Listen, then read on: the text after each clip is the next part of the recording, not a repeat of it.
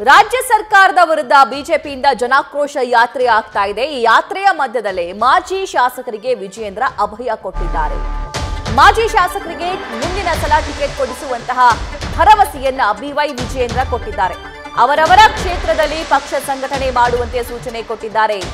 ಯಾರ್ಯಾವೆಲ್ಲ ಶಾಸಕರು ತಮ್ಮ ಕ್ಷೇತ್ರದಲ್ಲಿ ಸೋಲನ್ನುಂಡಿದ್ದಾರೋ, ಸೋಲು ಅನುಭವಿಸಿದ್ದಾರೋ ಕಾಂಗ್ರೆಸ್ನ ವಿರುದ್ಧ, ಆಯಾ ಶಾಸಕರಿಗೆ ಅಭಯವನ್ನ ಕೊಟ್ಟಿರುವಂತೆ ಕೆಲಸ ಮಾಡುವಂತೆ, ಪಕ್ಷ ಸಂಘಟನೆ ಮಾಡುವಂತೆ ಸೂಚಿಸಿದ್ದಾರೆ. ಸಂಘಟನೆಯಲ್ಲಿ ಹಿಂದೆ ಬೀಳಬೇಡಿ ಅಂತ ಬಿವೈ ವಿಜಯೇಂದ್ರ ಕಿವಿಮಾತು ಹೇಳಿದ್ದಾರೆ.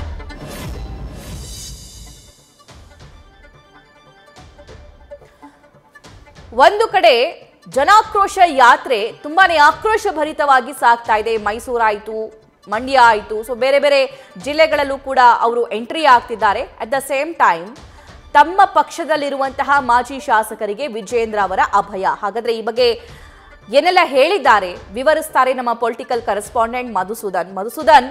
ಒಂದ್ ಕಡೆ ಜನಾಕ್ರೋಶ ಯಾತ್ರೆ, ಮತ್ತೊಂದು ಕಡೆ ಪಕ್ಷದ ಬಗ್ಗೆ ಆಕ್ರೋಶ ಇದ್ದಿದ್ದು, ಕಳವಳ ಇದ್ದಿದ್ದು, ಆತಂಕ ಇದ್ದಿದ್ದನ್ನ ನಿವಾರಿಸ್ತಾ ಇದ್ದಾರೆ ಮಾಜಿ ಶಾಸಕರಿಗೆ ವಿಜಯೇಂದ್ರ ಅವರು. ಏನ್ ಸಂದೇಶ ರವಾನಿಸಿದ್ದಾರೆ ಹಾಗಾದ್ರೆ? ಸಭಾ ಪ್ರಮುಖವಾಗಿ ರಾಜ್ಯದಲ್ಲಿ ರಾಜ್ಯ ಸರ್ಕಾರ ಏನು ದಿನದಿಂದ ದಿನಕ್ಕೆ ದಿನನಿತ್ಯ ವಸ್ತುಗಳ ಬೆಲೆ ಏರಿಕೆಯನ್ನ ಮಾಡಿದೆ. ಬೆಲೆ ಏರಿಕೆಯನ್ನ ಖಂಡಿಸಿ ರಾಜ್ಯಾದ್ಯಂತ ಬಿಜೆಪಿ ಈಗಾಗಲೇ ಹೋರಾಟವನ್ನ ಮಾಡಿದೆ. ಅದರಲ್ಲೂ ಪ್ರಮುಖವಾಗಿ ಹಳೆ ಮೈಸೂರು ಭಾಗದಲ್ಲಿ ತನ್ನದೇ ಆದಂತ ಒಂದಷ್ಟು ಟೀಮ್ ಅನ್ನ ಕಟ್ಕೊಂಡು, ತಂಡವನ್ನ ಕಟ್ಕೊಂಡು ನೇರವಾಗಿ ಹಳೆ ಮೈಸೂರು ಭಾಗದ ಮೈಸೂರು, ಚಾಮರಾಜನಗರ, ಮಂಡ್ಯ, ಹಾಸನ ಭಾಗಗಳಿಗೆ ಈಗಾಗಲೇ ಜನಾಕ್ರೋಶ ಯಾತ್ರೆ ತಲುಪಿದೆ. ಬಿಜೆಪಿ ರಾಜ್ಯಾಧ್ಯಕ್ಷ ಬಿವೈ ವಿಜಯೇಂದ್ರ ಅವರ ನೇತೃತ್ವದಲ್ಲಿ ಈಗಾಗಲೇ ರಾಜ್ಯದಲ್ಲಿ ಬಿಜೆಪಿ ಜೆಡಿಎಸ್ ಮೈತ್ರಿ ಇದ್ರೂ ಸಹ ಈ ಹಿಂದಿನ ಚುನಾವಣೆಗಳಲ್ಲಿ ಒಂದಷ್ಟು ಮಂದಿ ಬಿಜೆಪಿಯ ಅಭ್ಯರ್ಥಿಗಳು ನೇರವಾಗಿ ಶಾಸಕರಾಗಿ ವಿಧಾನಸಭೆಯನ್ನ ಪ್ರವೇಶ ಮಾಡಿದ್ರು ಇದೇ ಹಳೆ ಮೈಸೂರು ಭಾಗದಿಂದ. ಅದರಲ್ಲಿ ಪ್ರಮುಖವಾಗಿ ಗುಂಡ್ಲುಪೇಟೆಯ ನಿರಂಜನ್ ಕುಮಾರ್ ಇರಬಹುದು, ನಂಜನಗೂಡಿನ ಹರ್ಷವರ್ಧನ್ ಇರಬಹುದು, ಈತ ಚಾಮರಾಜ ಕ್ಷೇತ್ರದ ಮಾಜಿ ಶಾಸಕ ಎಲ್ ನಾಗೇಂದ್ರ ಅವರು ಇರಬಹುದು. ಎಲ್ಲರೂ ಕೂಡ ಜನಾಕ್ರೋಶ ಯಾತ್ರೆಗೆ ಸಾಥನ್ನ ಕೊಡ್ತಾ ಇದ್ದಾರೆ. ಈಗ ರಾಜ್ಯದಲ್ಲಿ ಬಿಜೆಪಿ ಜೆಡಿಎಸ್ ಮೈತ್ರಿ ಮಾಡ್ಕೊಂಡಿದೆ. ಆದ್ರೆ ಹಳೆ ಮೈಸೂರು ಭಾಗದ ಒಂದಷ್ಟು ಕ್ಷೇತ್ರಗಳಿಗೆ ನೇರವಾಗಿ ಜೆಡಿಎಸ್ ತನ್ನ ಪಟ್ಟಿನ ಹಿಡಿಬಹುದು, ಟಿಕೆಟ್ ಅನ್ನ ಕೇಳಬಹುದು, ಕ್ಷೇತ್ರವನ್ನ ಬಿಟ್ಕೊಡ್ಲಿಕ್ಕೆ ಬಿಜೆಪಿ ಮುಂದೆ ಡಿಮಾಂಡ್ ಅನ್ನ ಇಡಬಹುದು. ಆ ರೀತಿಯ ವಾತಾವರಣ ಮುಂಬರುವಂತಹ ದಿನದಲ್ಲಿ ನಿರ್ಮಾಣ ಆಗುತ್ತೆ. ಆದ್ರೆ ಈಗಲೇ ನೀವ್ ಯಾರು ಕೂಡ ಕ್ಷೇತ್ರವನ್ನ ಕಳ್ಕೊಳ್ಳೋ ಅಂತ ಭೀತಿಗೆ ಒಳಗಾಗ್ಬೇಡಿ.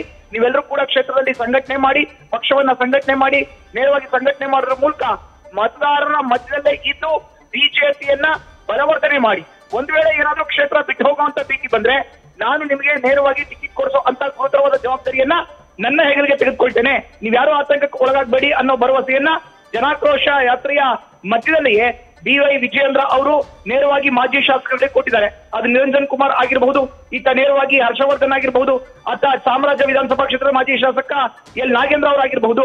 ಎಲ್ರಿಗೂ ಕೂಡ ಭರವಸೆಯನ್ನ ಕೊಡ್ತಾ ಹಳೆ ಮೈಸೂರು ಭಾಗ ಜೆಡಿಎಸ್ಗೆ ಮೀಸಲಿಟ್ಟಂತ ಕ್ಷೇತ್ರಗಳು ಅಲ್ಲ, ಅಲ್ಲೂ ಕೂಡ ಬಿಜೆಪಿ ಅಭ್ಯರ್ಥಿಗಳು ಸ್ಪರ್ಧೆ ಮಾಡಬಹುದು, ಗೆಲುವಿನ ನಗೆಯನ್ನ ಬೀರಬಹುದು ಅನ್ನೋ ವಾತಾವರಣ ಇದೆ ಅನ್ನೋದನ್ನ ನಾವು ತೋರಿಸ್ಬೇಕು ಅಂತ ಹೇಳಿದ್ರೆ ನೀವೆಲ್ಲರೂ ಕೂಡ ಜನರ ಮಧ್ಯೆ ಇರಬೇಕು ಅನ್ನೋ ಒಂದು ಕಿವಿ ಮಾತನ್ನ ಹೇಳ್ತಾ ನೇರವಾಗಿ ಹೈಕಮಾಂಡ್ ನಾಯಕರು ಈಗಾಗಲೇ ಸೂಚನೆ ಕೊಟ್ಟರು ಅಂತ ಪ್ರಬಲ ಒಕ್ಕಲಿಗ ಸಮುದಾಯದ ಮತಗಳ ನಿರ್ಣಾಯಕ ಆಗಿರೋ ಅಂತ ಕ್ಷೇತ್ರಗಳಲ್ಲಿ ಬಿಜೆಪಿಯನ್ನ ಗಟ್ಟಿಗೊಳಿಸಲಿಕ್ಕೆ, ಸಂಘಟನೆ ಮಾಡಲಿಕ್ಕೆ ಬಿಜೆಪಿಯ ನಾಯಕಗಳನ್ನ ಹುರಿದುಂಬಿಸ್ತಾ ಇದ್ದಾರೆ ಅನ್ನೋ ಒಂದು ಮಾಹಿತಿ ನ್ಯೂಸ್ ಫಸ್ಟ್ಗೆ ಲಭ್ಯ ಆಗಿದೆ. ಸಭಾ, ಥ್ಯಾಂಕ್ ಯು ಮಧುಸೂದನ್.